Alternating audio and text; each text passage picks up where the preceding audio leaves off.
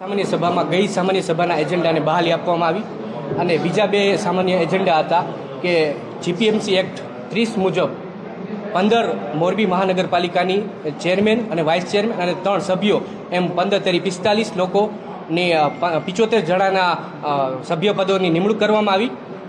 Chairman, vice chairman અને 3 સભ્યો એવી રીતના 15 સમિતિઓની રચના કરવી એજન્ડા અને જીપીએમસી એક્ટ 29A મુજબ સબ કમિટી વોર્ડ સમિતિની પણ રચના કરવા, જેમાં માત્ર અને માત્ર 4 સભ્યોની નિમણૂક કરવામાં આવી.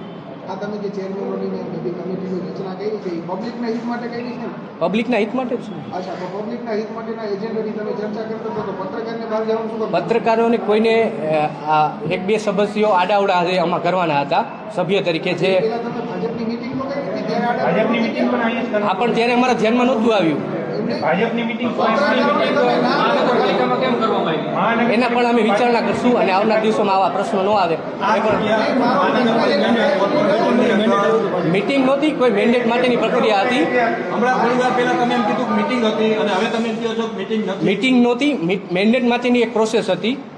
અત્યાર લગી તમે એમ કહી રહ્યા હતા કે એના માટે અમે વિચારણા કરશું અને સંકલન કરશું. અત્યાર લગી એમ કહી રહ્યા છો કમિટીની મીટિંગ હતી અને હવે તમે એમ કહી રહ્યા છો કમિટીની મીટિંગ નહોતી, સભામાં જે સદસ્યોને નિમણૂક કરવાની હતી એ માટેની આ ખાસ સભા હતી. હું તમને આમ આપણે જે એક્ટ છે મહાપાલિકા જીપીએમસી એક્ટ, એનું તમને થોડું કંઈ જો ડોક્યુમેન્ટ તો તમને આઈડિયા હોય કે પત્રકારો કોઈ પણ પત્રકારોને અહીંયાથી જવા માટે નથી કે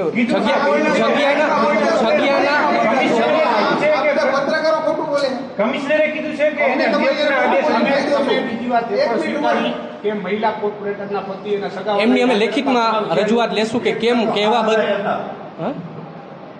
એમની અમે લેખિતમાં રજૂઆત લેશું કે અમે અહીંયા કહેવા મુજબ એન્ટર શું કામ થયા.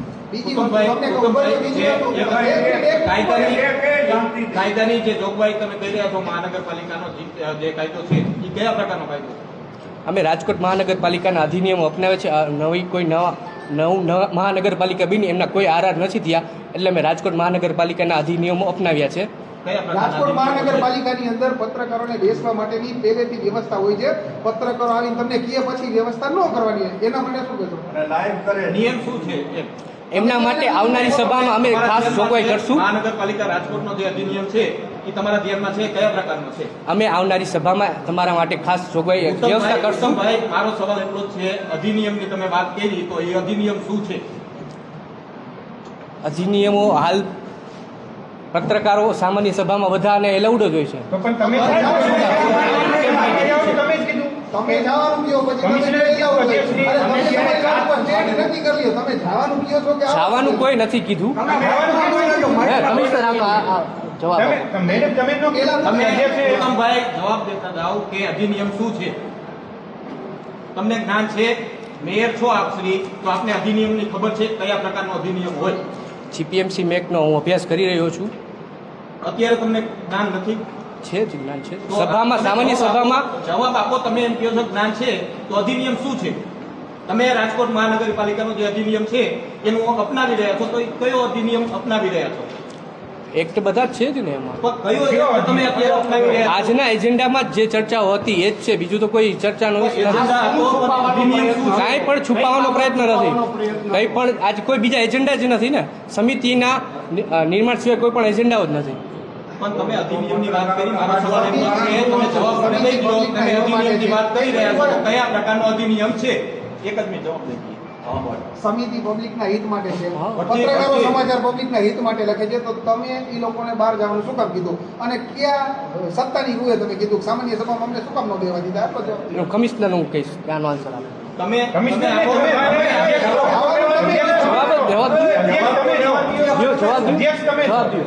સમિતિના અધ્યક્ષ તમે છો, સામાન્ય સભાના. તમને અધિનિયમનું જ્ઞાન છે કે નથી? છે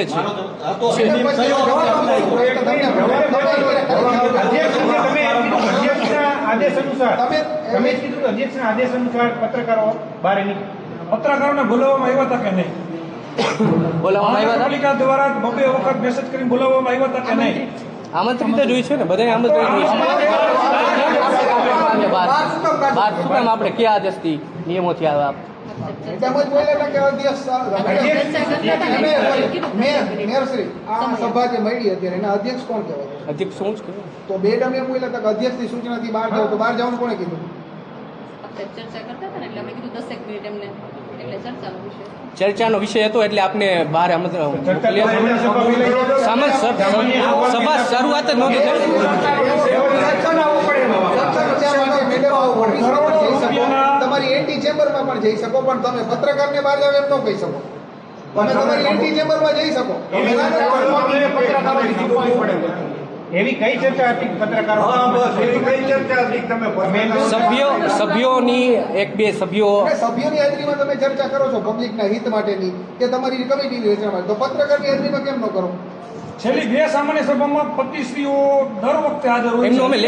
અમે લેખિતમાં લેશું એમનું લેખિતમાં લેશું. બીજી સામાન્ય સભા દર વખતે આનો પ્રશ્ન આવે. પત્રકારોને તમે કઈ ટાઈમ આપણે આદેશ જ આપી દીધો સેક્રેટરી દ્વારા. છતાંય હાજર હતા. આપણે આવનારા દિવસોમાં અમે એને ઉપર એક્શન લેશું. એક્શન કોના ઉપર લેશો? સદસ્ય ઉપર કે પતિ ઉપર? એક્શન કોના ઉપર લેશો? આવનારા સદસ્ય ઉપર કે ના પતિ ઉપર? સદસ્યો આજે આદેશ કોને આપ્યો હતો સાહેબ પત્રકારોને બહાર કાઢવા માટે? એ જાણવું છે અમારે. તમે આપ્યો હતો? ને કયા નિયમ મુજબ? કયા નિયમ મુજબ તમે એમ કીધું પત્રકારોમાં નથી? એ કમિશનર આનો જવાબ આપશે. કમિશનર તમે કીધું તો તમારો છે. આદેશ છે.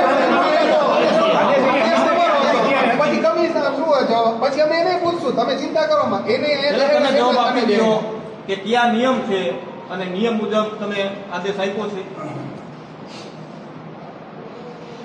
એના નિયમો અચ્છા, તમને કોઈ કીધું હોય કે બહાર કાઢવા? ના, ના, એવું જવાબ નથી. આપે. પછી એવું કોઈ જ નથી. એવું કોઈ જ જવાબ આપે. નિયમ નિયમ હતો. એવું કોઈ જ નિયમ નથી કે પત્રકારોને બહાર કાઢવા, અને એવું કોઈ ઉભા રહ્યો. આપ બીજી વાર પણ આમંત્રિત કર્યા હતા ને આપ સદોને. તમે તમે રાજકોટ મહાનગરપાલિકાનું કહી રહ્યા છો કે અધિનિયમ મુજબ અમે ચાલી છીએ, તો રાજકોટ મહાનગરપાલિકાના અધિનિયમ કયા છે? એવો કોઈ અધિનિયમ નથી કે પત્રકારો કે સામાન્ય પબ્લિકને સભામાં નો એન્ટર કરવા. આપણને અને અમારું મિસગાઈડના લીધે જે આ થયું છે આવનારા મિસગાઈડ નથી, આ કોઈ મિસગાઈડ નથી. તો તો સભ્યોમાં કઈ ડખા હતા? ના ના કાંઈ જ કોઈ જ નથી. એજન્ડા જ નથી એવા કોઈ પ્રશ્નોત્તરીના. તમે એમ કહો છો કે સમિતિ બનાવી એમાં તમારે ફેરફાર કરવાના હતા, તો સભ્યોમાં જે અસંતોષ હતો ના ના એવો કોઈ અસંતોષ નથી 15 સભ્યોવાળી સમિતિમાં. તો પછી તમે ફેરફાર શું કરો? આપની અને અમારી મિસગાઈડના લીધે આ જે ઇસ્યુ થયા છે. સૂચના તમે વારંવાર તમારા નિવેદન ન ફેરવો મેયરશ્રી.